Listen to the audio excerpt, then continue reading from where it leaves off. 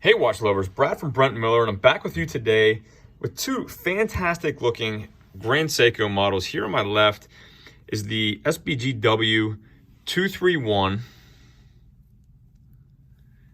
and on my right is the SBGM221 with the GMT complication.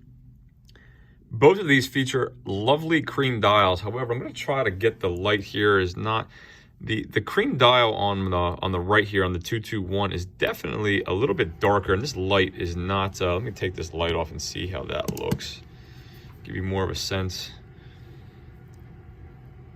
It's definitely just a tad darker than the cream dial on the 231 to my eye, but both really just great looking watches. And so really, I'm putting both these on. Do you like your classically proportioned? We'll go over dimensions here in a second, but do you like the cleaner three-hand, more of a true dress watch here of the 231? Or if given the option, would you take the GMT, the SBGM221 here with the lovely blued GMT hand, the date? Do you care about your date? So obviously some complications here that could change your mind on what you find practical for your everyday wearing or what you'd like to wear. Some other noticeable differences. Also, we have a Tang style buckle here on the 231, and we'll get to all of these. So real quick, let's go over the dimensions.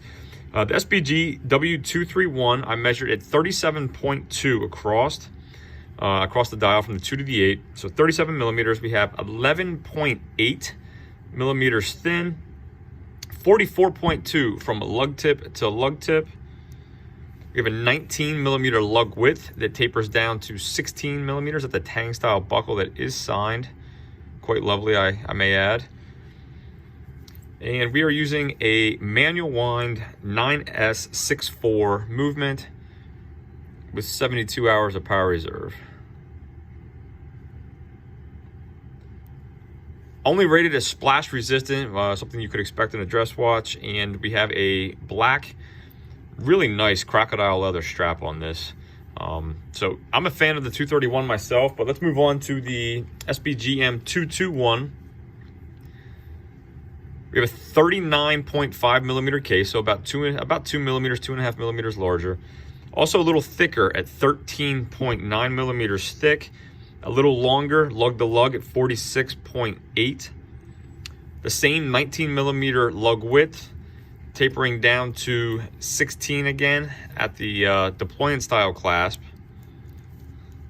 We have the same style signed buckle. We have an automatic movement in this model compared to the 231, but we still have the same 72 hours of power reserve.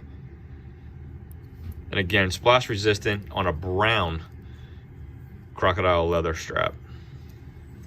So those are the dimensions. I'll throw these on wrist here in just a second, but again, side by side. The dolphin style hands, the hour markers, everything on these are just so well executed.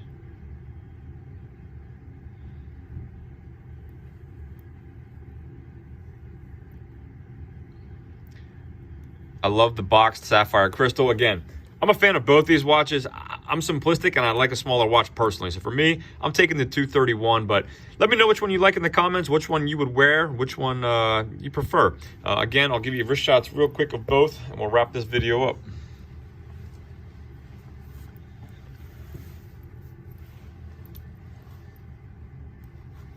My preference would be the deployant, but I am not going to get upset. I do like this strap. I think it's a great combination, and I do like the cream dial just a little bit better on this model. It's a little lighter.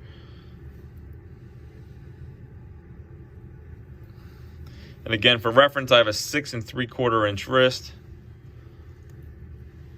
and I would wear this in a heartbeat.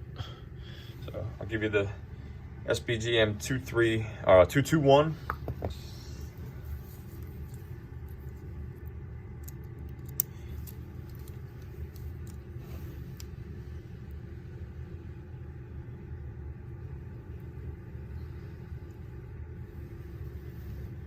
Again, size, I would wear this as well.